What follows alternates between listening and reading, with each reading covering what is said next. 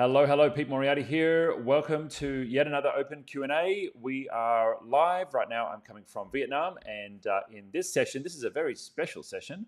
I'm not only going to be answering your pre-submitted questions, which you can do at ask.itgenius.com, but wait, and I'm getting some audio feedback here. But what we're also going to be doing is I'm inviting you to join live and ask a question live if you would like. We've got a Google Meet set up. And if anyone is in a place where you can listen in, where you can watch in, we're going to attempt to take some live questions. Now, I don't know how well that's going to work.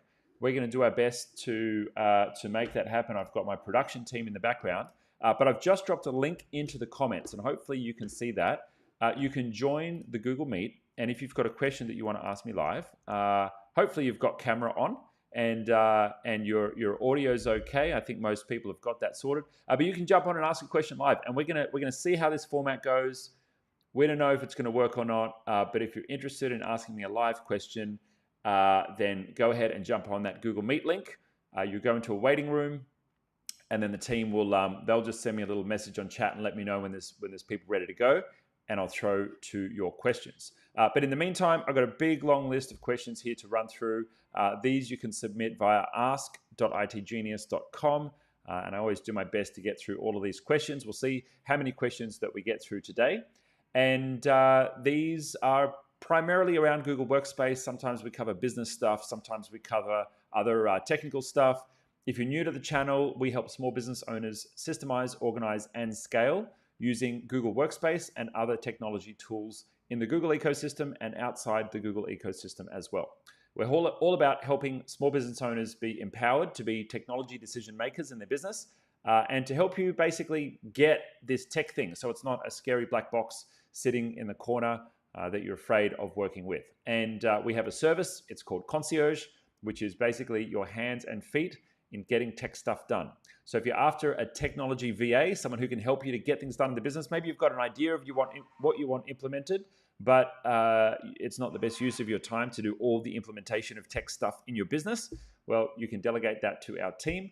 So whether it's cleaning up your Google Drive, building an integration in Zapier to make some automations happen in the business, or maybe you want to choose a new piece of software and you need some help both choosing what's right for your business, but also actually doing the implementation as well.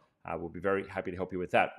So go ahead and join. Oh, we've actually got someone who I can see has just joined the meet. So before we go to our questions, let's see if we can get that live caller on. So we've got Mohit, I think. Let's see if we can bring them in. I'm going to switch over to my meet here. And let's see if we can bring that person in, please, team. This is the first time we're trying this, so I don't know if this is going to work or not. Bear with us if we have technical issues.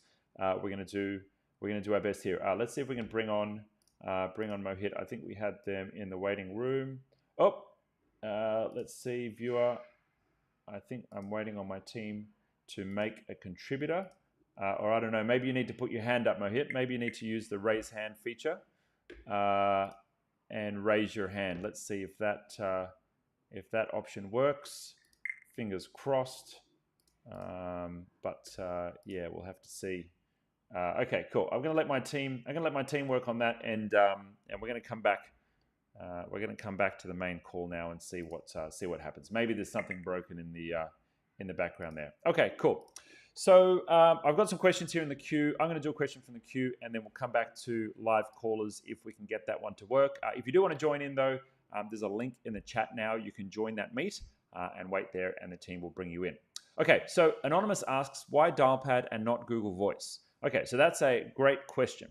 So if you're wondering, Google Voice is Google's built-in telephony system to Google Workspace. You can transfer in your business phone numbers. You can have new phone numbers issued if you want, and make phone calls right from within Google Workspace. Now, it started as a consumer service and then became a business service, and it's wonderful. It's very Googly. It just works. It works across all your different devices, whether you're on Android or you're on iOS. It works great. And because it's built into Google Workspace, it's pretty affordable and it's pretty easy to use and administer because it's all in one app. Now, there are many other competitors in the space of UCaaS is the name for it, Unified Communications as a Service. And there are many of these enterprise level phone systems that are virtual, run online, and in the cloud, and are effectively available for businesses to use and roll out to their staff without having to invest in traditional telephony. What do I mean by traditional telephony? Well, that might be, in the worst case, a box sitting in a server room somewhere in your office that is actually like a phone server. Or at a minimum, maybe like desk phones that sit on your desk and your staff use, and they connect to an internet cable, and then they connect online and work, right? But most unified communication as a service providers, and there's a number of these out there, will have a soft phone. And a soft phone means it's just an app that runs on your computer or on your mobile phone.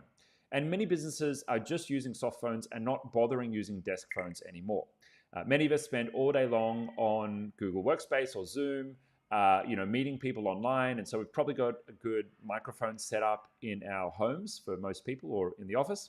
And so these phone systems kind of ask the question, well, why do I need a phone sitting on my desk when I'm by my computer most of the day, and I can just jump on and get things done right from my machine? And so most of these apps just work online. Now, you can still connect a phone to them if you really want, but they definitely don't have any kind of like phone system server infrastructure living in an office anywhere. It's just not the way things happen anymore. So from there, what options do we have? Okay, so Dialpad is one of them. You've got Google Voice, but Dialpad is one of them as an alternative. Some other popular ones are AirCall, 8x8, and Ring Central. They're some of the main players. And they all do kind of the same thing, right? But most of them will have a level above Google Voice with many more features. Now, maybe they have broader integrations for different phone systems, physical phones, handsets, that you can connect to them. Maybe they have AI features like Dialpad does, which will automatically transcribe calls for you and give you insights. Some of them may have better third-party integrations if you want your calls to be integrated and automatically logged into a CRM system. Then that's something that you can do with most of these apps. And so I would say that like Google is great out of the box, Google Voice.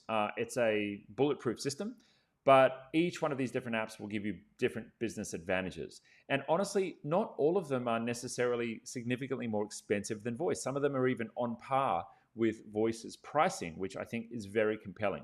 So if you're considering unified communications as a service, you want a phone system for your business with a phone number that comes with you everywhere, no matter where you are. As long as you've got an internet connection, you can dial out from that phone number. And so you could be at the beach in another country and still be calling your customers from the office line. Well, Google Voice is a great option, but there's a lot more features, integrations, and advanced business analysis that you can get from using different systems. Now, why did we choose Dialpad? Well, number one, Google Voice is not available in Australia, which is a real bummer. And we've been waiting for it for years. And I don't know if Google have any current plans to bring it here, because the last I heard of it, even as a Google partner, was a number of years ago. So that was number one reason for us. Some countries don't have access to Google Voice, and so you're looking for alternatives from day dot. But the other things that Dialpad does really well that I really love are the analytics and the ability to see a customer's sentiment on a call via the call recordings. We have a sales team, we have a sales manager. That sales manager needs to look after the sales team. We have a large support team who do delivery, who do projects, who are communicating with customers constantly.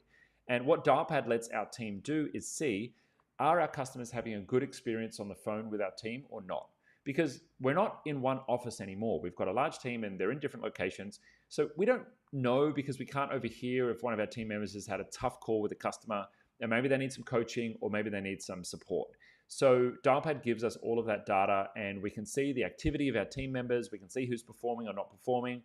We can see what the customer experience is like on those calls. And of course, there's all the other cool features like recording phone calls, automatically saving recordings to your drive if you want to. You can do things like see your analytics of your call volumes right across the business to see just how busy the team are. And on a personal productivity level, being able to automatically save call records into CRM systems is pretty darn amazing. So yeah, we love Dialpad. We're a global partner for Dialpad. We chose them over the other apps and the other competitors because we believe Dialpad's voice AI and their apps are way better. Like there's just all these cool advantages in Dialpad that we think beats out the competition. But if you were to put them up, feature for feature nowadays, we've been using it for nearly 10 years. A lot of them are really catching up where Dialpad was leading in the past. So check them out. Check out some of the other videos on our channel about Dialpad, and I'm sure you'll be able to make a good decision for yourself. Of course, if you'd like some help, reach out to our team. Okay, I'm going to mark that one as solved, and let's see if we've maybe got someone else who can join. My team is chatting to me in the background, and we're going to see Mohit has joined. Mohit has joined. We've invited them to be a contributor. Let me know if you're there, Mohit, if you have the ability to accept that invitation and say hi on the live. But for anyone else who's on the live, if you want to jump in and say hello, all you need to do is join the Meet link. So you just jump onto that Google Meet link there, and then you can actually join in. If you want to have a live chit chat with me, ask your questions, get some help from me, I'm happy to do that. We have one person who's not yet kind of like joined and unmuted yourself. So anyway, if you're having tech problems, maybe leave and rejoin the meeting might help. We'll see. Okay. Anyway, without that person joining, we will go ahead and do another one. All right. So question here from Kenneth. Why do you not use Google's password manager? Love this question. Okay. So Google have recently released a password manager. It lives in Chrome. It works on your mobile phone as well. And there's other alternatives out there. Apple have their own password manager that they've been pushing quite a lot lately. If you're using iOS, you probably would have been prompted to use that too. Now, we use a password manager for business. In our primary business, we use LastPass, and there are also many other alternatives that are available as well. There's KeePass, there's Keeper, there's 1Password, there's, I think, NordVPN have their own password manager now. There's lots of alternatives on the market. And we get a lot of trouble. We get a lot of flack from using LastPass because we have been a partner with them for a long time. However, they had some pretty serious security incidents, and they made some mistakes that they shouldn't have as a security-focused company. Now, I've covered why we're sticking with LastPass in other videos, but the short of it is when we looked at the alternatives out there on the market to move away from LastPass, we weren't really impressed enough to switch because there were features that we would lose that we were satisfied that LastPass had and the other competitors didn't really line up to or didn't really match up to. But that's not the answer to this question, and I'll save further discourse on LastPass for other videos. Why don't we use Google's password manager, and why don't we use Apple's password manager either? Well, that really comes down to convenience for our team and the features that we're looking for in a password manager. Now, a good password manager is going to do a couple of things really, really simply in your business, and it's going to make it easy for you and your team. The most important thing a password manager will do is let you generate a unique password for every application that you use in your business. So we've all, from time to time reused passwords, right? We sign up for Facebook and then we sign up for Google, and we want to remember our password to type in. So we choose a word that we like, and maybe it's our dog's name and then 1, 2, 3, and then it says, oh no, you have to have a character. So we add, an hashtag on the end of it, right?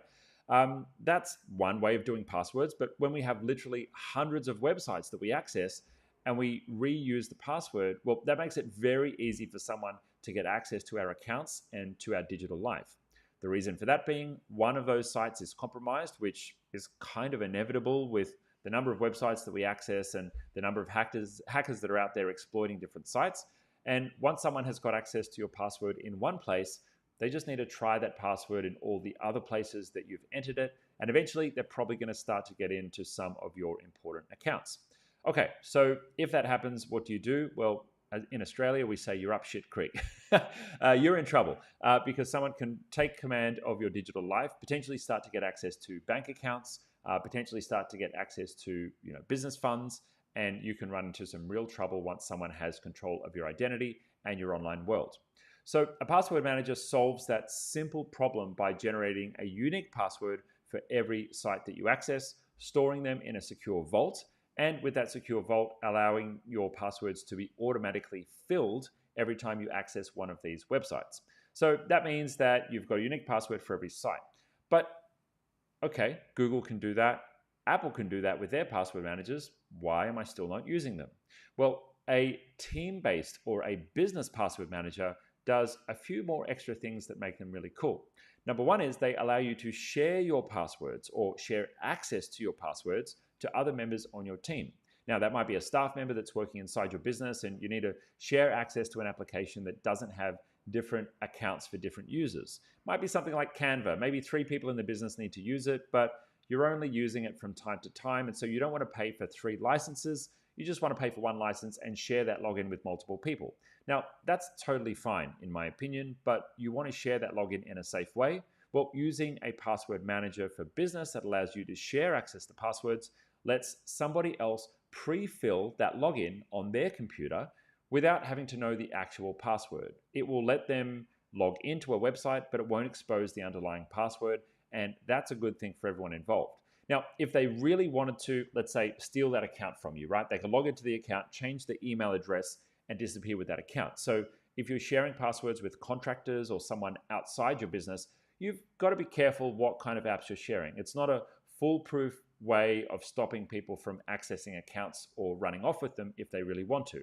But it is a foolproof way of keeping passwords out of plain text and stopping you from sharing passwords across different websites, which will inevitably lead to someone getting access to your systems. So that's a really useful feature for sharing. But what about management tools? Now, as you grow a business, you end up with lots of different applications in your business and lots of different access to different tools. And you may want to let certain groups of staff access certain tools and some maybe not others, right? So where a business password manager comes into play is enforcing what login or authentication protocols must be used for different apps that your team are using. If you want to enable a policy to actually switch off the built-in password manager inside of Google Chrome and force your team to use a particular password manager, these business managers you can roll out via a policy and have them appear in someone's Google Chrome. And you can have group-based permissions, which we strongly recommend and promote business owners use for teams where you're sharing resources so that you don't have everyone just accessing things willy-nilly, or you don't need to share things on a one-on-one basis with your team. And so using group-based permissions means that you can set up a group, set up staff, add them to the right group where they only have permission to the files or the credentials for the websites that you have designated that group has access to. So we love LastPass for that because it's got lots of robust features for folder management, and it gives people different levels of access as well. I might want a manager to be able to update a file or update a password account where a new password has been generated, and they need to be able to see the password to do that. But the staff that are accessing it, I maybe don't want them to have access to that. I maybe want someone to be able to edit password records but not delete them. Well, I can set that permission as well. Now, I'm not saying that LastPass is the only solution that does that. LastPass were the leaders for many years, but due to the security issues that they had a couple of years ago, many competitors have caught up with other features. So I don't think LastPass is necessarily the only option these days. It's the one that we've continued to stick with because they've made great improvements in the security of their firm. For some people, they said, you know what, at the end of the day, LastPass was inexcusable, the issues that they've had, and they've, rightfully so, moved on to other solutions, which we don't mind at all. We're, of course, a reseller for multiple solutions, and we're able to help any small business get the solution that they need. We love LastPass, but we make sure that any business, no matter what software you choose, is at least storing passwords safely and securely so that you don't run into any unintended security issues for your business. Great question. I'm really glad someone asked that. And we don't yet have anyone else who's joined in to the live. So I would love to have someone else join in and join me live. If you want to join, I'm going to go ahead and drop in the link. You just need to jump in and join a Google Meet with us. Really simple, and the team will unmute you and bring you in. So there we go. We've got you with the link there. If you want to join, we'll actually bring you into the live. And you can ask me a live question if you'd like. That's if we've got anyone. I know we do have a bunch of people watching the stream. So if you want to come on in, I welcome you to join us. Okay, cool. No one just yet. It looks like I'm going to have to just keep doing pre-recorded questions, which is okay. I don't mind that. All right, cool. We're going to get into our next question. All right, give me one moment. I'm going to grab a little bit of drink of water here.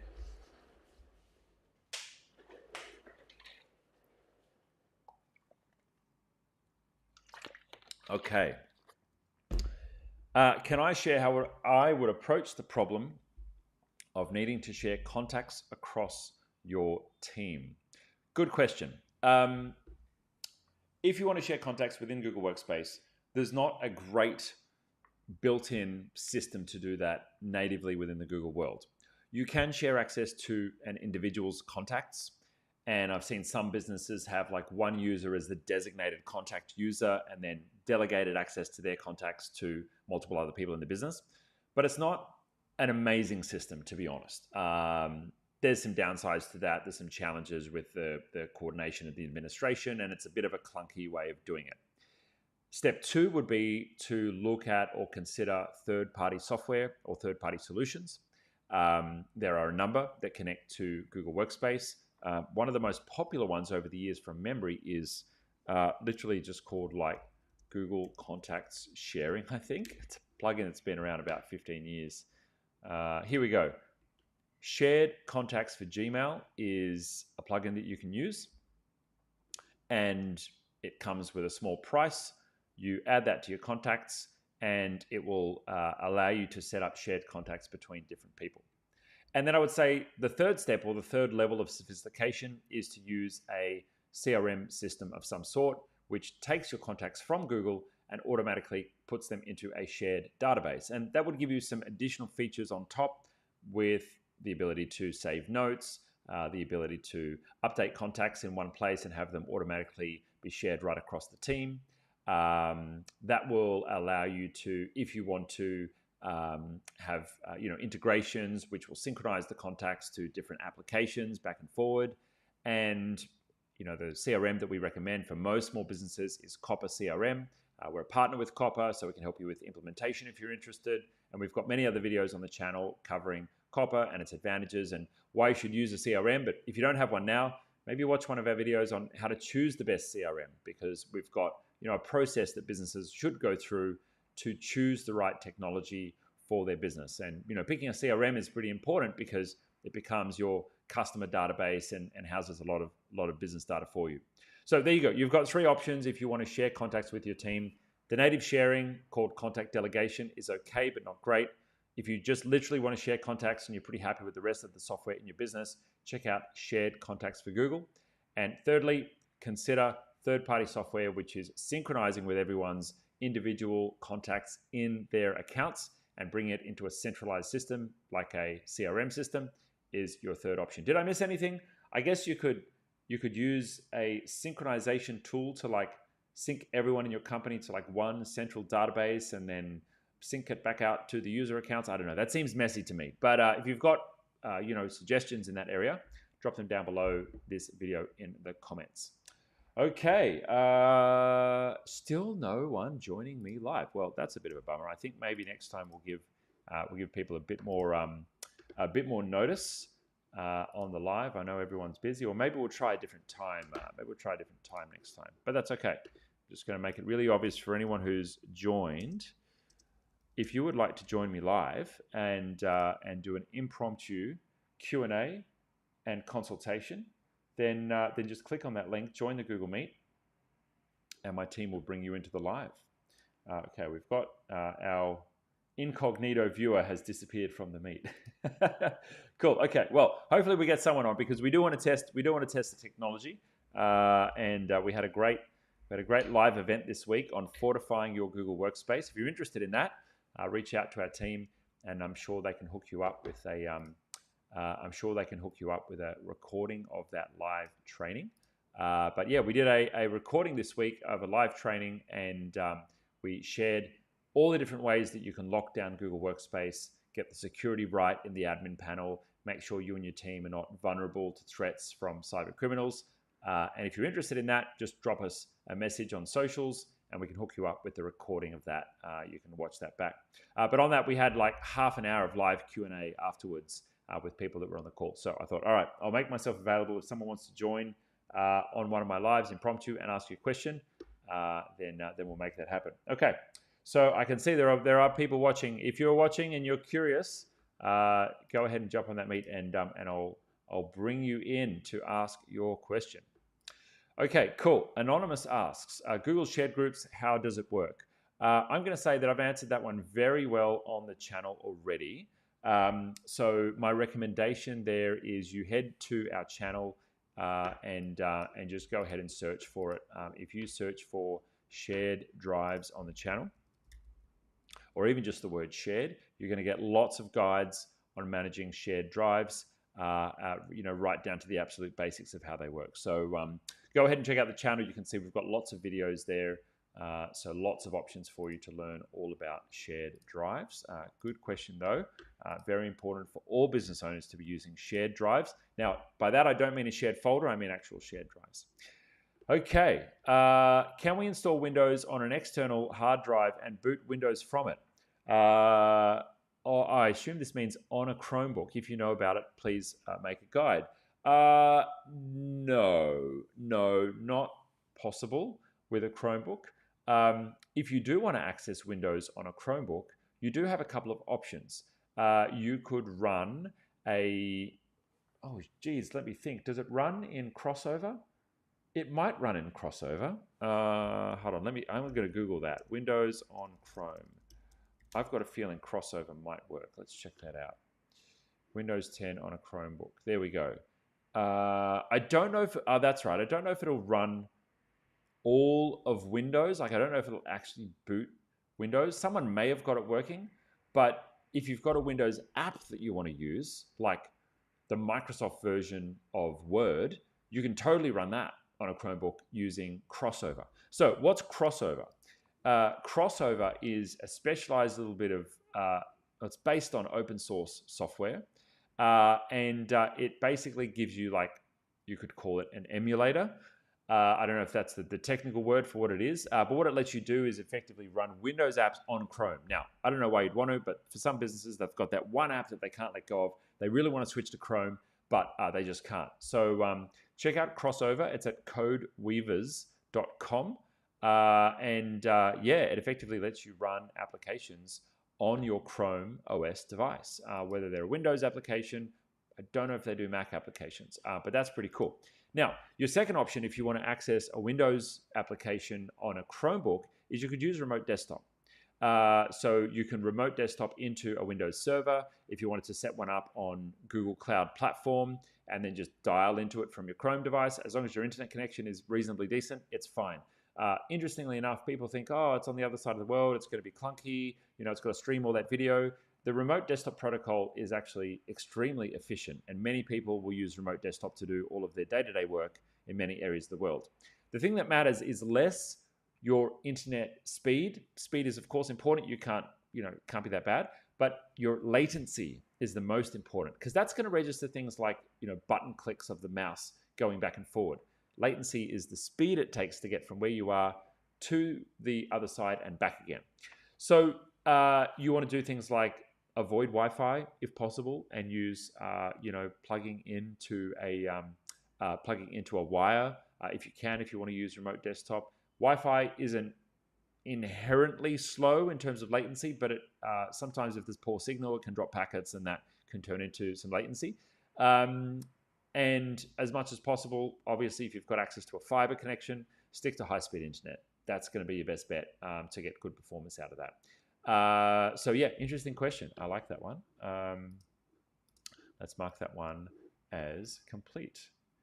If you are watching the live and you would like to join me, click on the Google Meet link and I will answer your questions live. And you can promote your business to 45,000 people as well on our channel, which I think is a pretty good deal. Okay, marketing plan formula. What are your thoughts on the hierarchy of using G-Scheduler with a round-robin sales system? Have you seen such a thing working for a sales team with multiple members? Okay, I'm assuming this person is referring to Google Calendar scheduling and using that for a sales system. Now, there are some very basic features when it comes to Google's Calendar scheduler in terms of pooled resources, allowing multiple people to potentially take the booking or take the appointment. It doesn't have a particularly sophisticated round-robin system for sales. So give it a go. If you want to get the basics done, you can set up appointments using Google Calendar with multiple team members delivering on them. But if you want to get a bit more advanced, then you might want to look for a third-party solution. let's jump into Google Calendar and have a look at how you might do the basics. And then I'll give you a bit of an idea of where you might look for an external app to do things differently. So if I jump into my Google Calendar here, let's jump into demo mode. I'm going to create an area here for appointments by dragging and dropping. And then I can go and click appointment schedule, and it's going to allow me to create an appointment schedule. Now, I've already got one set up, which is called Sync, which lets people book into my calendar for a call, which is just a 30-minute appointment slot. But I'm going to go ahead and create a new appointment schedule, which is going to give me a fresh appointment schedule here. I'll go continue. And let's see if I can add some extra people in here. So I can add co-hosts, and I'll go and add my producer here, Georgia, and Jill, as well as co-hosts. You can see here they can be co-hosts of the appointment, and I can choose when these appointments are available, how long they are, all the basic things, right? Like how much lag time do you need before someone can actually schedule that in, and then I can choose things like buffer time between meetings, blah blah blah. All those things are available there. I can choose which calendar do I want it to go on. Do I want it to check my personal calendar and check for any conflicts and avoid those conflicts. But the co-host feature effectively allows someone to book in, I'm pretty sure, I may be wrong here, effectively it allows someone to be a co-host to the meeting, and I don't necessarily have to show up myself. So let's go ahead and save this meeting, and then let's open the booking page. And on the booking page, if I put in myself as a dummy, so I'll put in my personal email address as a dummy, book a meeting. Oh, it's asking for a verification code. Okay, cool. Well, I might have to go and get a verification code. Let me open up my email here and grab that. All right.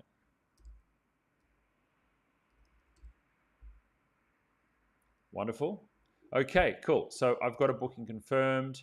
I've pretended to be a client. I've got that slot booked in, and this should appear. Here we go. Great. So this booking has now appeared on the calendar of Peter Moriarty for Friday. Now, it's got co-hosts here, and notice how Georgia is there and Jill is there. They've been invited. If I was to not show up, I won't hit the delete event button because it's actually going to remove it from my calendar. But if I was to just not show up to that meeting, Georgia and Jill could still handle the meeting. So it's not really a technical round robin, as we would say. Like a round robin is assigning to multiple people in order, or choosing from a pool of resources and then choosing the next available resource or the person who has the most available time on their calendar. All those kind of mechanics are not really available here. But it will let you have multiple people from your team potentially serve someone who's making bookings. Now, if you want to get a bit more sophisticated, you want to move to something like Calendly would probably be my recommendation. Another one which is really well regarded is called Acuity Scheduling. So I'd recommend you consider either one of these. And there are many other options out there available on the market as well. Now, the reason that we went with Calendly was we have two sales teams as they cover different time zones. We have our Asia Pacific team who cover Australia, New Zealand, and all of our customers around Asia as well. And then we have our US-based team who cover the Americas, North, South America, Canada, and everyone in that time zone. Now, if someone's in Europe, sorry, we don't have a 24-hour team yet, but if you're happy to stay up late or get up early, then our team will be very, very happy to work with you. We have customers in 30 countries, so very happy to take your business. But we needed a calendar system where customers could go to our website and book in a consultation. And this is what the consultation page looks like. Pretty straightforward. It's just a form. And on the thank you page for that, there's a scheduler. And so someone goes through to the thank you page and they've got the option to choose a time that is available. And what we wanted was to connect the calendars of our Australian team and connect the calendar of our US team, and basically have a simple button that the customer could click, and the customer can just choose a time that works for them. Now you can see here, considering we've got staff in two time zones, I happen to be on Vietnam time at the moment, I could choose anywhere from very, very early for me, middle of the night, which would be US business hours when I'm here, right through to afternoon here, which would be late afternoon in Sydney, and any time here during the day in Australia. And you can see there's even times here available for my very late evening, which is when our East Coast team are coming online in the US time zone. From a customer's perspective, they just see one list of times that are convenient and that are going to work for them based on whatever time zone they're in. On the back end of that, what our teams see is our automatic resource being available across multiple team members and multiple time zones. So I'm going to see if I can find meetings here. Oh, okay, cool. Unfortunately, I can't demo this because this was set up through a team account, not my account personally. But maybe the team can cut that in as B-roll later. Anyway, but the teams are all set up across time zones, and everyone just works to their own hours on their own calendar. Calendly is like the brain that sits in the middle and exposes those times to different people. Now, you can do things like say, hey, we want these 2 staff members to be the first people that receive the booking preference, and then only after their calendars are full, give it to other people. Or you can do a round robin where it says, okay, give different sales leads to different people in the right order so that everybody gets a fair turn of the sales leads that are coming through. In our case, we said we want to optimize for maximum availability. We want to be as convenient as possible for our customers. So just open everyone's calendars, doesn't matter who it is, and just make as many times as available as possible for our customers, so we can be as convenient as possible when they want to book in. I love this system. Yeah, sure, it's another app that we've got to pay for, but very useful for our sales team. What a wonderful question. These are really good questions today, and I've got extra energy to answer them, probably because we started this one early. Okay, I'm going to invite you again. If you're on the live stream and you want to ask me a question live, if you want to literally jump on, we've got a Google Meet ready and waiting for you. You can jump on the link to the Google Meet, and we will bring you in. We'll bring you into the Google Meet, and you can ask me anything you want related to business, technology, getting your systems sorted, scaling up. I've been in business for 20 years now, literally since I was 15 years old. So if you want to ask me anything, click on the link, join the meeting, and our team will let you unmute and ask your question live. All right, cool. Let's get going. Again, I'm going to take another question if we don't have anyone who's joined just yet. Let me see here.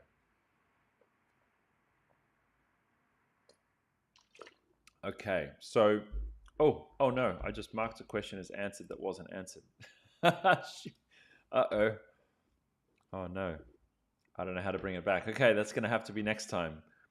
Okay, let me see if I can remember it. The question was,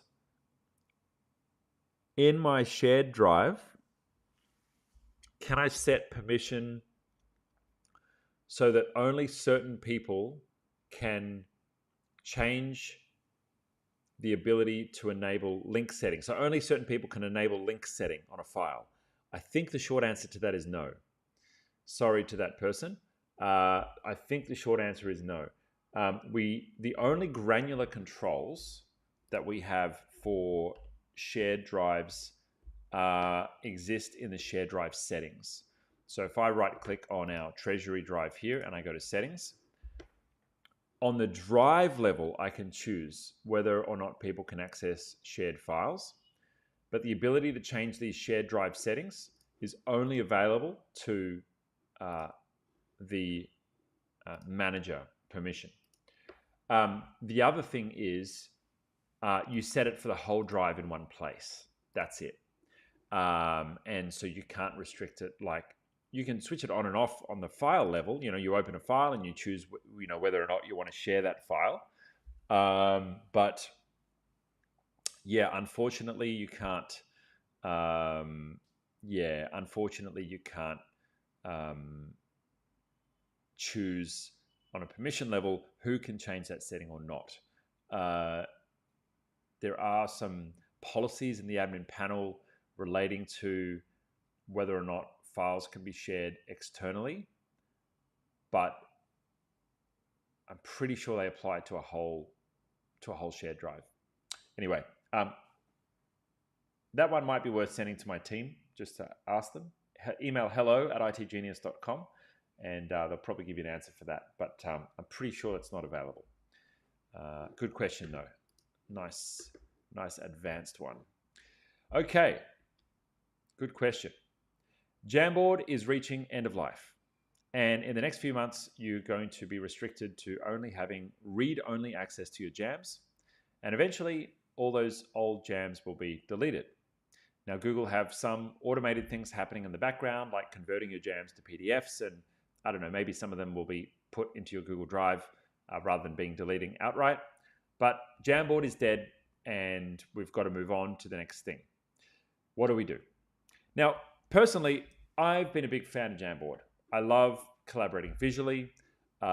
If you see here in my Jamboard account, I have many files that I've created over the years, and it's been really useful for our business as we've grown and scaled, particularly for strategy, particularly for a remotely distributed team.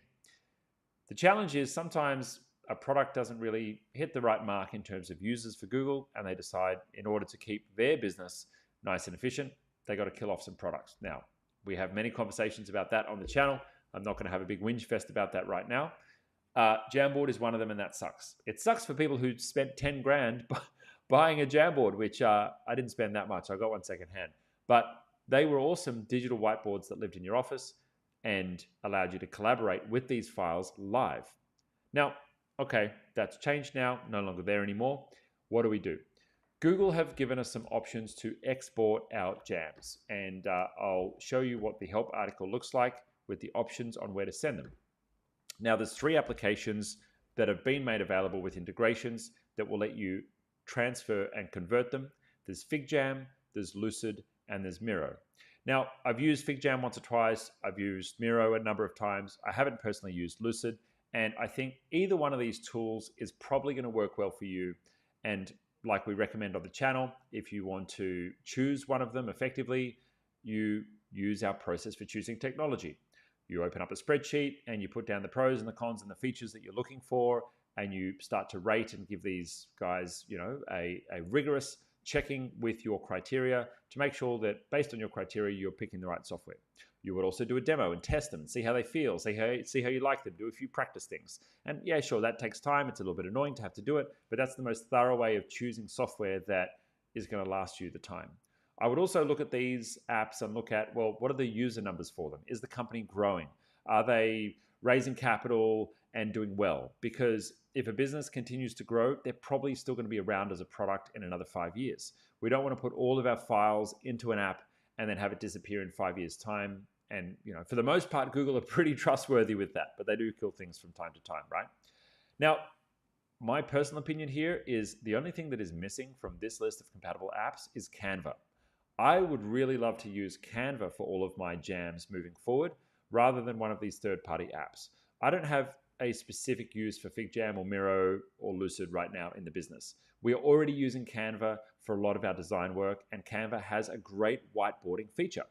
I would prefer to use Canva, and my pick right now is to use Canva for all of my whiteboarding and designs and live brainstorming, because the team already know how to use it. Many of them in many different areas of the business are making use of it. And let me tell you, Canva are going to be in everybody's business in the next decade. They are making great strides at building Canva into a workplace and collaborative suite of tools that not only are going to help you do design tasks, but they're going to start eating the lunch of people like Google with other parts of our business collaboration ecosystem. Now, big thumbs up for Canva. I'm really happy for them, especially since they're founded in my hometown, Sydney. But what do we do with our jams? Well, for me, I'm probably going to have to export them as PDF and move them over manually into Canva, because for now, that's the choice I've decided to go with. I might pay for one license for Miro and convert them there just so I've got a better level of conversion that hasn't been cut and pasted or done manually. But apart from that, I'm probably not going to be continuing with any of these 3 apps because I don't have a use for it for other areas of the business. As much as possible, we want to keep our subscription costs down so we don't end up with subscription overwhelm. And the number of apps that you use in your business, you want to keep down as well, just for the ease of rolling out and compatibility and the IT management overhead when you have app after app after app popping up and being used in your business. So I'm going to stick with Canva for my jams. I'm still sad about Google killing Jamboard, but we've got some good alternatives out there to move forward with, which is pretty good. Okay, so I'm getting a message here that we have someone in our waiting room who's ready to ask a live question. I'm super excited because this is the first ever live call that we're going to do. I'm going to ask the team to open up our Meet, and let's bring in our live caller. Who do we have here? I think we've got Elvin. Okay, Elvin. So we're going to give you an invitation to join the live call. Fingers crossed the audio and everything works. But let's bring Elvin in if we can, and see what Elvin has for us question-wise. All right. So Elvin, if you're on the live, the team will have brought you in. And for anyone else who's listening, you can join the live with me.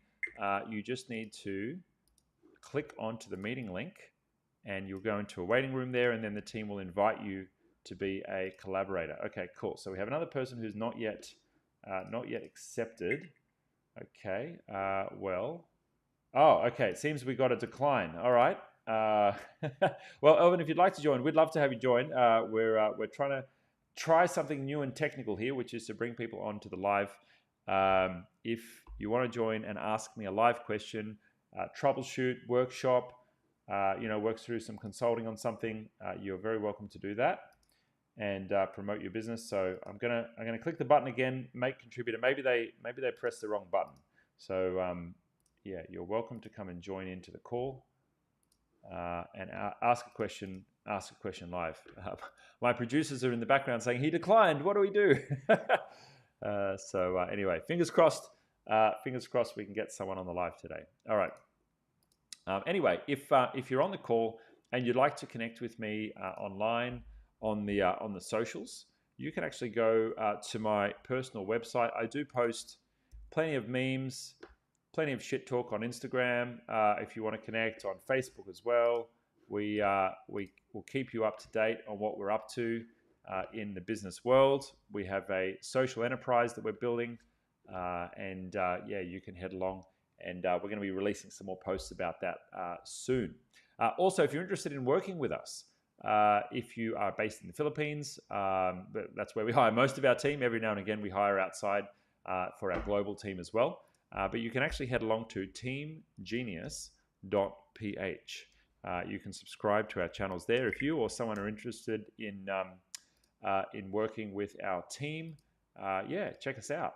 teamgenius.ph. You can follow along there, and we post when we're hiring, as we do in multiple different areas. Okay, so we've got a hand raised from G. We've got Elvin here. Okay, so Elvin, do you want to try and unmute yourself? We've also got Hayden in the waiting room as well. Okay, cool. So Elvin, do you want to try and unmute yourself and join in? I'm hoping this will work. I'm unmuted. Oh, you're unmuted. Okay, cool. But do we have video? I'm not sure. Maybe we need to co-host you to. No, I won't be doing video. You won't be doing video. That's fine. Okay. Well, welcome, Elvin. Sorry. No worries. What's your question? I didn't really have a question initially. I was just watching and got invited a couple of times, and I wasn't really prepared. I'm in the middle of making espresso, but. I actually recently have been watching a lot of the videos and have found them incredibly useful with my clients. I have a number of clients who are doing Microsoft 365, but I also have a few who are in the Google world, and I want to help them to stay there and be effective there. And I'm learning. It's a journey I'm on as well. Learning a lot more about Google Workspace than I thought I would be. Was looking recently at the simple and more detailed version of using Google Groups. I actually made a call to you guys to have a chat with a very friendly person there who was very helpful, ran through the costings and what was available to me. And I think that's something I might consider taking advantage of at some stage. Right now, though, don't have a specific question. I just got invited a couple of times. I didn't want to have nothing go on, so I thought I'd at least participate in that much. Oh, no worries. Thank you. Chat. Thank you so much. Thank you so much for your help. You're an IT consultant, are you? Yes. Awesome. Yeah, I've been working for my own business for 24, 25 years, rare IT. based in Adelaide. Awesome. And I love what I do, and I love watching people like you who clearly also love what they do. Awesome. Well, yeah, I try my best to love it. It's it is a bit of a job sometimes, like everything. We have a good days Yeah, and a bad agreed. days. But oh, cool. Yeah, Thank you so much for joining. At least we're going to thank know you. whether or not the audio is working for the YouTube stream. But all my monitors are saying that it is, which is good. Great. Great. So Thanks very much. Rare IT, Elvin in Adelaide. If you're based in Adelaide and you need some hands-on support, I'm assuming Elvin can help with that. Thank you for joining. Absolutely. Awesome. Thank Cheers. you. And I think we've actually got one more person here. So we're going to go to Hayden, who I think I know personally. So we're going to go to Hayden and invite Hayden to join our call. I think Hayden's been given an invitation, and let's bring Hayden in as our contributor, or is it a co-host? I'm not sure. I'm going to let my team. I'm going to try not to break anything in the Google Meet there. So there we go. Thank you, Elvin. We have our first live caller of the channel. This may become a really big thing. I hope it does. We've been following on other creators like Gary Vee for many years, and I see someone who's knowledgeable and giving back and supporting business owners on their journey. And we want to do the same thing. We've got a very niche area of IT that we cover, which is small business Google Workspace, but clearly there's an audience for it.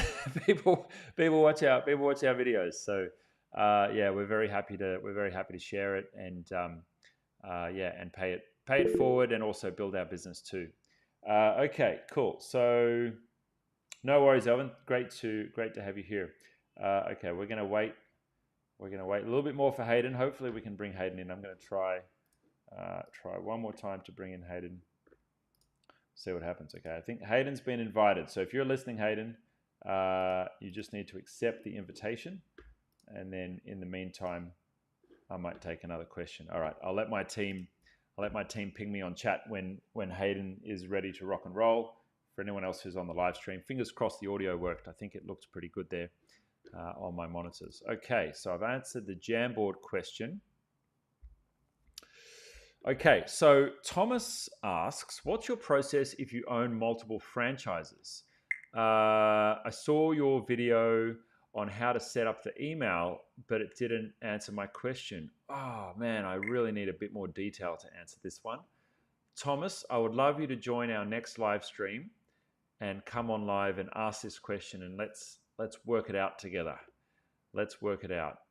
What's my process if I own multiple franchises?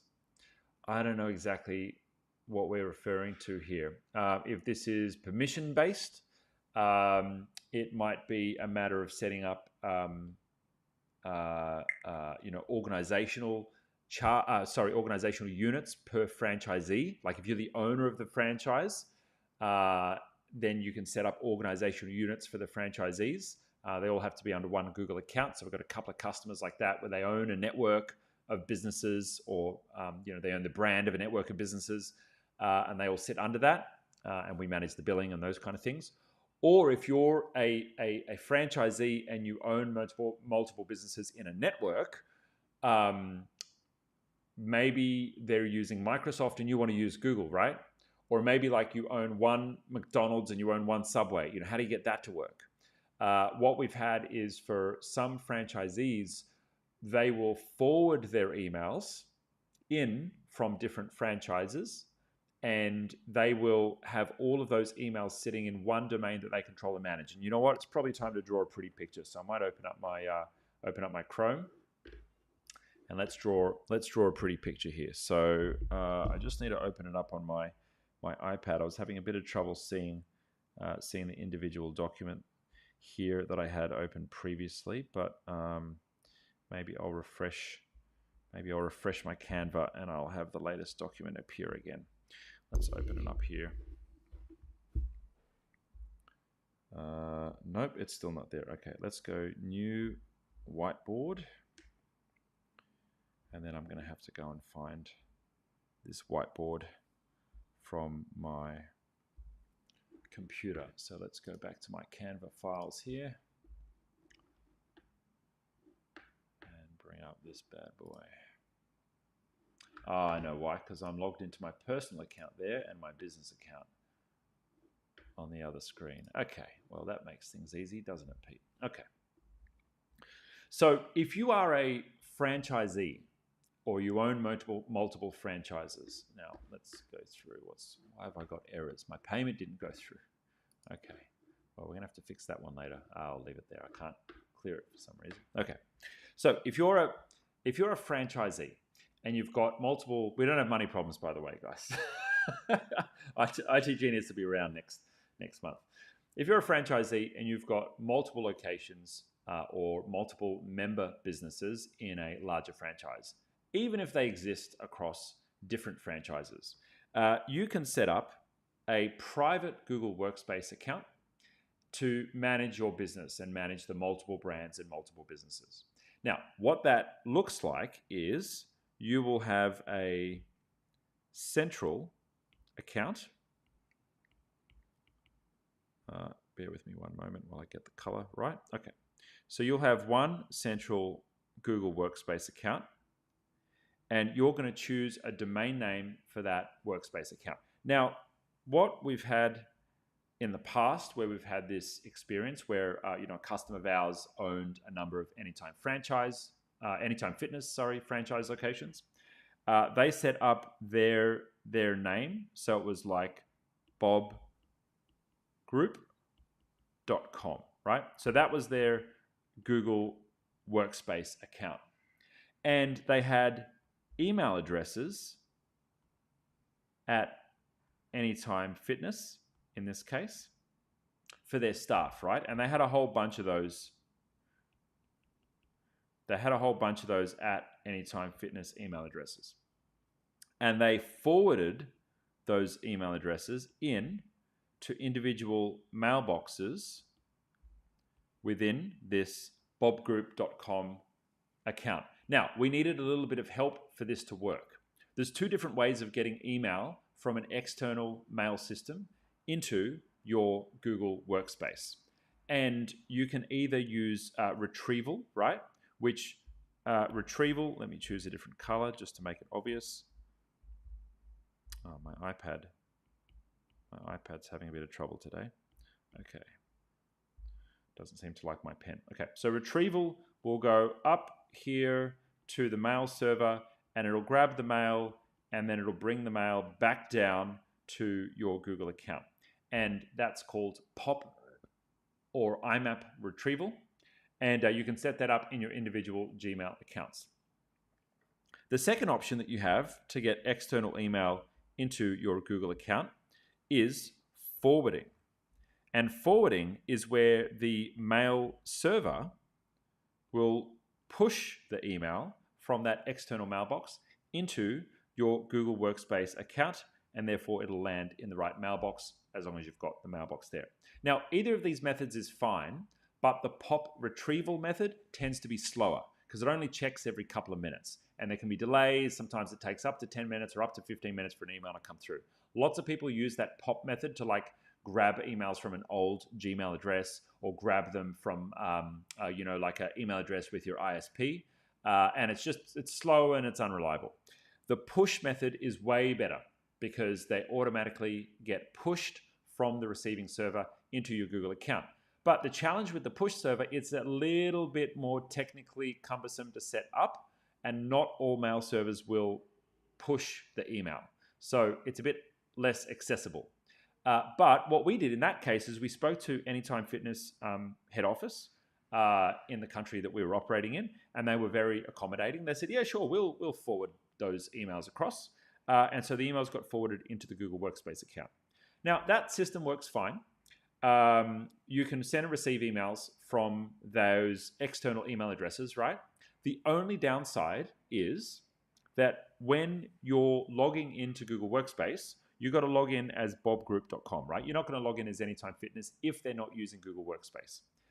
The other small caveat is if you send a calendar invitation, it's going to come from Bob Group. It's going to come from your group. So that might look a little bit weird. Unfortunately, you can't send a calendar invitation from an alias email address, and effectively these emails being sent and received into your Bob Group Google Workspace Gmail treated as an alias. They basically act like an alias. So emails in and out, fine. Signature, fine. It's going to look like your franchise email going in and out. But if you send a calendar invitation, it's going to look like your Workspace account. Also, if you share a document in Google Drive, it's going to come from your Workspace account. So that might be big or small for multiple people. Who knows? That doesn't matter. Now, if you also own, over here, a McDonald's franchise, right? Mickey D's. I should probably do a different color. Let's do pink for that. Right. So if you also own a McDonald's one and you have my name at McDonald's, you can do the same thing. You can have those being forwarded and going in and going back out. So that's the full answer if you're a franchisee, franchisor, you're a franchisee, I think. Yes, you're a multi-site franchisee and you want to have some ownership over your data. The other thing that I like about this is if you ever have a dispute with the franchisor or member group or whatever you call the business that you're a part of, they don't own that data. You get a copy of that data for yourself. Now, of course, you've got to check with your agreements if you're allowed to even make a copy of that data. I assume so because they're your emails. But effectively, you've got a copy of all of the data that lives within your Google Workspace account. That Google Workspace account there is your data. You control it. No one else can control it. And if you were in a situation where there was a dispute or for whatever reason, I don't know, maybe you leave the franchise network, you sell the business, these mailboxes would still have a copy of all the incoming and the outgoing email because your mail is effectively going through that mail server. But you own this copy, the important one, which is under your Workspace account, and you can do what you want with that. Great question. I'm glad that was asked. If you want any help with this kind of setup, we do these all the time, and you can reach out to our team.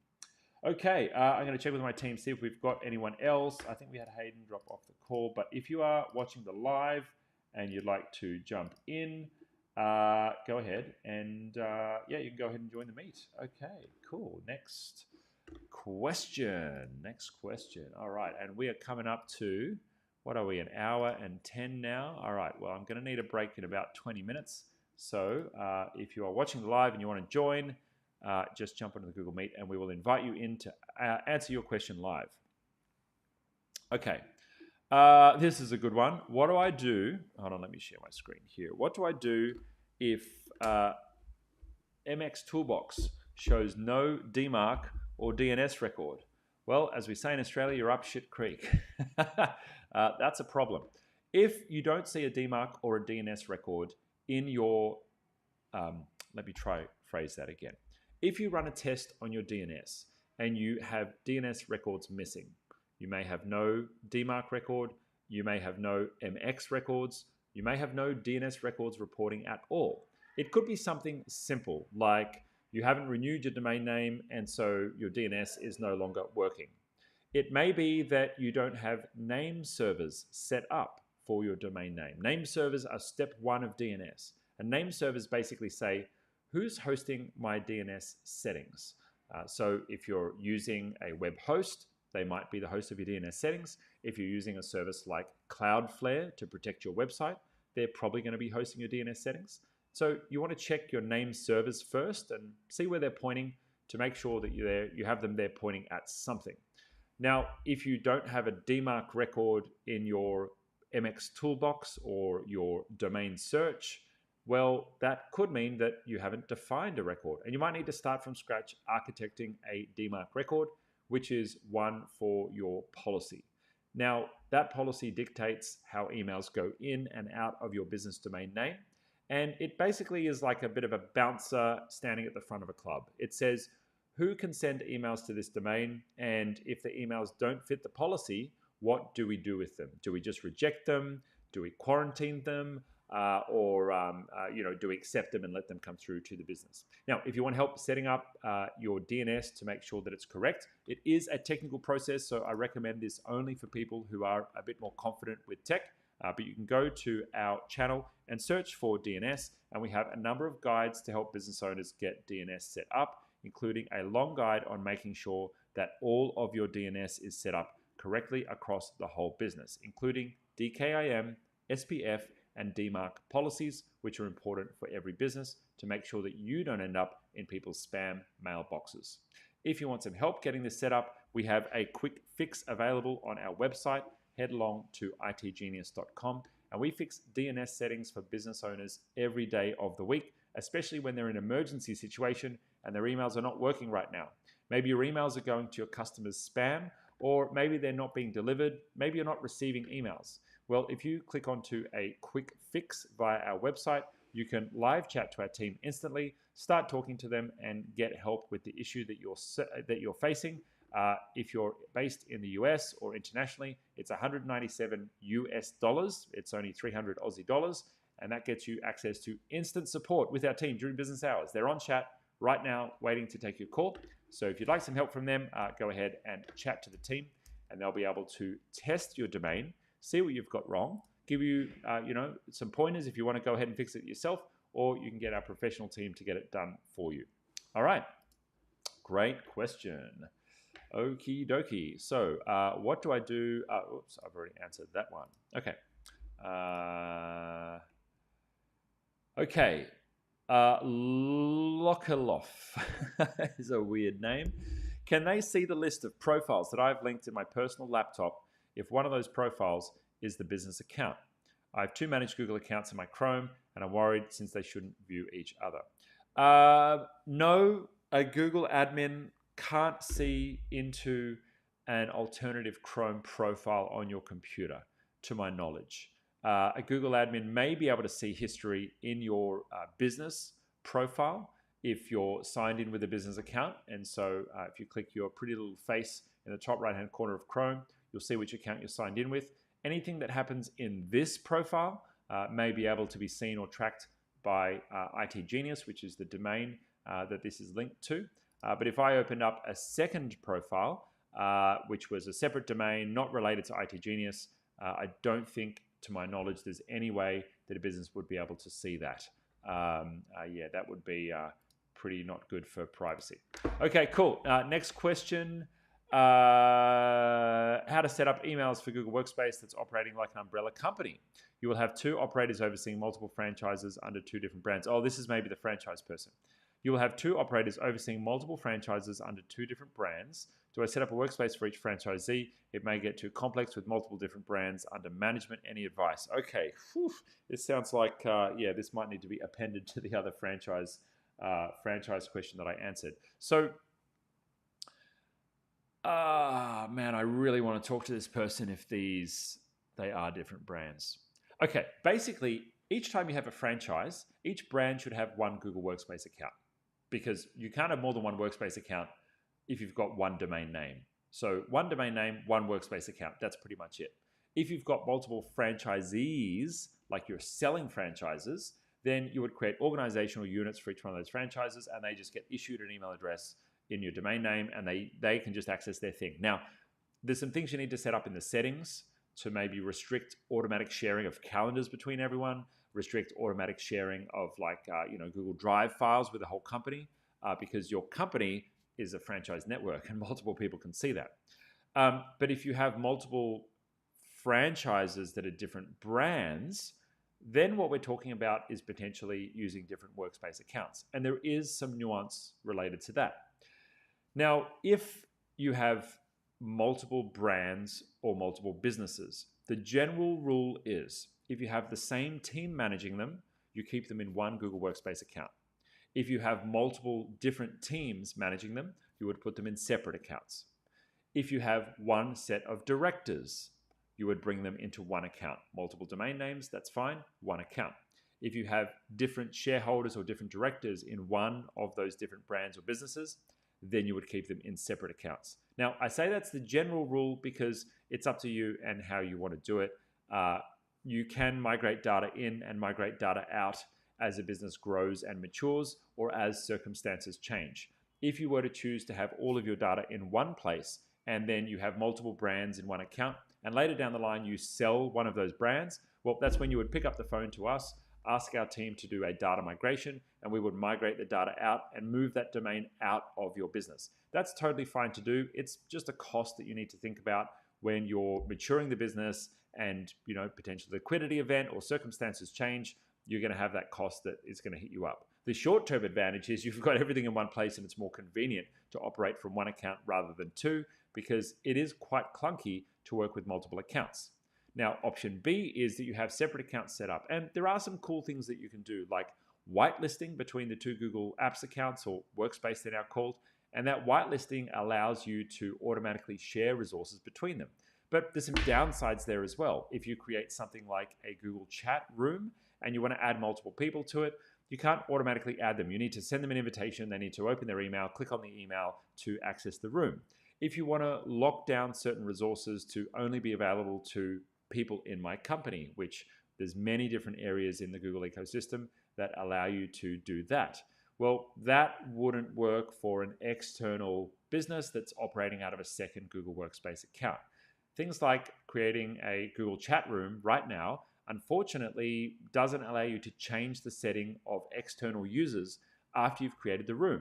So if you create a room for your management team and you spend a couple of years chit-chatting away in that room, and it's got lots of history and information that you search through from time to time, and then you want to add someone from outside the company into that room, but you didn't tick the box to make it an external compatible room at the start, well, then you get stuck.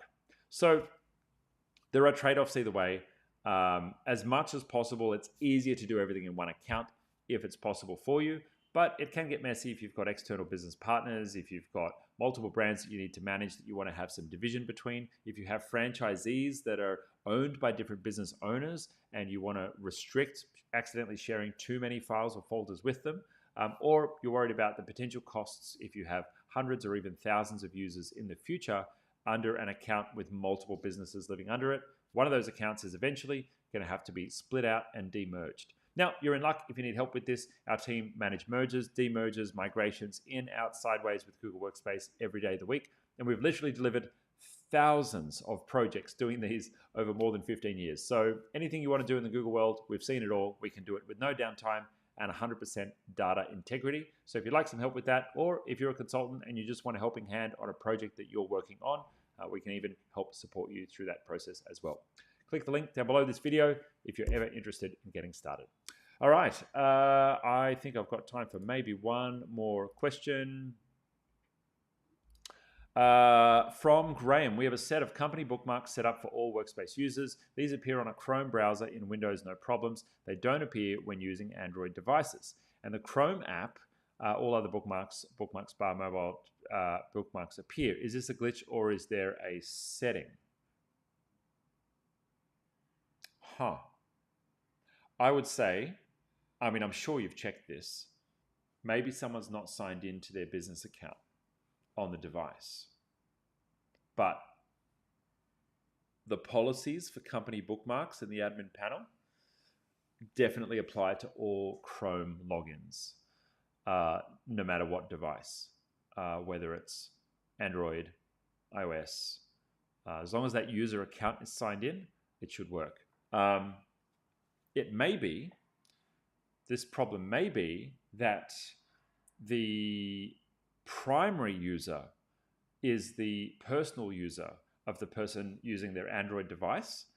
I don't know if this specifically creates a conflict, but it could. And maybe enabling Android for work, I think it's still called Android for work, but enabling the special Android, it might be called Android Enterprise now, I don't know, where you get a extra, let me give you a one-on-one on Android for work. Android for work is a feature that enables clear separation between personal files and business files on an Android device. You can add your business account to Android for work, and it will create a second copy of each one of your apps with the profile data from your business separate to your personal data. Now, the thing I really love about this on Android is if you have a work chat app and you're chatting away with your team and you go to attach a file or take a photo, it's not going to open your personal photo store on your Android device. It's going to open a special version of Google Photos with just your business photos in there. And that's wonderful for staff who may be uncomfortable with the idea of having their business apps running on a personal device. It keeps things nice and clear and separate, And that extra level of security is there as well, which is nice. So if you're wanting to synchronize data and information down from your business account to an Android device, Android for Work is my recommendation. You can switch that on for free in the Google Workspace admin panel. You may need to be on a Business Plus license SKU to get access to it. I can't remember for sure. It's been a few years since I set that up. But yeah, if you don't see it in your admin panel, you should be able to find that. Okay, cool. We have someone else who's joined our Google Meet, and I just wanted to invite you to come onto the live. If you've got a live question, Mohammed, if you'd like to jump onto the live, you're very welcome to. I've invited you to become a contributor. Yeah, if you'd like to join us, I'll answer your question live. No, and the invitation was declined. Okay. Well, that's all right. That was easy. All right. Well, if you are on the live and you'd like to ask me a live question, like live, ask me a live question, we've got some spots in the Google Meet. You can join the Meet. The link is there on the chat, and ask a question live and in person. We can troubleshoot it together. If you want to share your screen and show me something that's going on with your computer, you can even do that. We'll see how that goes. Okay. How do you transfer apps from one Apple ID to another? I don't think you can. Unless you sign up for there used to be a business program where you could register your company, and you would register your company and then deploy apps with group licensing, with volume licensing, basically. I assume you can transfer apps between different staff, the licensing, and you'd have a license cap in active use and that kind of thing. That I assume that program's still around with Apple. But yeah, so if you Google Apple volume licensing, but if I'm assuming this is a consumer related question, like just moving apps from one ID to another, no, I don't think that's available. I'm pretty sure that's not available. Happy to be wrong, but I don't think it's there. Okay. Final chance to join me live. I've got 5 minutes of stream left before it's time for me to have a break and get back to my workday. So if you have a question, go ahead and you can ask a question, or you can join me on the live. Just click on to the meeting join button. Have your microphone ready. You don't have to go on camera if you're shy. That's all right. But go ahead and jump on. Okay, cool. Next question. I need 100 gigabytes of Google Shared Drive. Okay. Just reach out to our team. We'll get you hooked up if not already. All right. Can an admin see Google Photos and Google Drive data without changing someone's password? No. And I answer this question so many times on the channel. If you have data in a business account and you're not the owner of that business, expect that it is available to the business owner, because you don't have control. They can reset your password and they can get in there. So, yeah. All right, Mike. I have a question about joining two different companies in Workspace since we merged. Yep, if you've merged, chat to our team.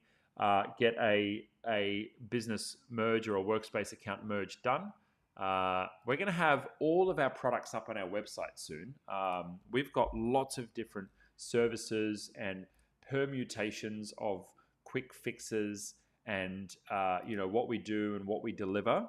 And they will all be available very soon in one drop down of services where you can just order it online like a Shopify site. So if you're interested in that, just check out the site in 2-3 months time. But you'll be able to go there and say, I need to migrate data, or I need to merge an account, or I need to demerge an account, or I need to clean up one mailbox, and you could just click a button and buy it, which is going to be pretty cool. Okay.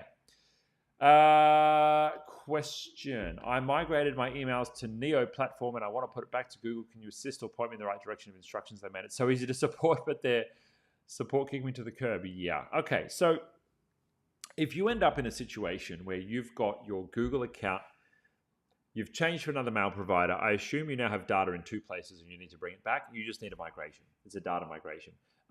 I don't know what Neo platform is. I haven't used it myself, but if it has access to IMAP, then you could use the Google migration tool. It's not our recommendation. We've got better tools out there, and I've done other videos on it. but you could use the Google Migrator tool in the admin panel to connect to that IMAP server and suck those emails back into Google. And then, of course, you update your DNS records, and MX records are the ones that you're looking for to move your mail flow back to Google. That can work. Is it going to bring all the data? I don't know. We use third-party tools to make sure that it doesn't work. Proceed at your own risk, etc., etc., etc. But that's the method. The method is migrate the data, change the mail records back to Google, and make sure that everything's come back across. Okay, I'm going to call it there. Thank you so much for joining. If you're on the live stream, wonderful to have you here. Okay. No, I'm not. I lied. I'm going to do one more. My Google account was suspended due to lack of storage. I try to get space and pay subscription, but it doesn't work. Can I fix it? Call our team. Just call our team. We'll fix that. Yeah, that's the kind of thing if you've done all the obvious stuff and you've tried Google support and Google support's pretty average, then just call our team and we'll get it sussed out. Okay, if you are a small business owner, Cloud Concierge is the ultimate subscription for your business. We support all of these apps and more for not only support, team training, backups, managing security policies, migrations. We will also help you to get the most out of all of your business technology stack. So we'll do a review of your whole technology stack. We'll do a health check on everything that's set up, and we will help you with all-you-can-eat support as long as you remain a member, which is pretty cool for you and your team. So for a very, very, very reasonable monthly amount, we are your virtual IT department, and Concierge is our all-you-can-eat service for small business owners who want to, as we say, get the most out of your business. If you are a globally distributed team, you want to make sure you're doing things the right way. Maybe you want to build some integrations. Maybe you want to clean up your Google Drive. Maybe you want to get the web form on your website talking to your Google chat. So every time you have a new lead come into the business, it automatically pops up in the chat and your sales team can jump onto that lead really quickly. You know, we can build all those kind of integrations, automations, getting tech systems to talk to each other. And of course, we're experts with everything in the Google Workspace world. So if you want to do an account cleanup, an audit of your security settings, anything else you need done, our team are there and on call for you during Asia Pacific and America's business hours. Nearly 24 hours. One day will be 24 hours. If you're on the live, thanks for joining us. If you're a small business owner, get out there and keep on with it. I know everyone works hard in small business land, and we are here to support you. Please share this channel with a friend if it's useful to you, and we will see you in the next live. Leave me a comment. If you're watching the replay, leave me a comment. Let me know what you think. If you want to ask a question, ask.itgenius.com. Ask.itgenius.com, and I'll answer it in an upcoming stream. Ciao.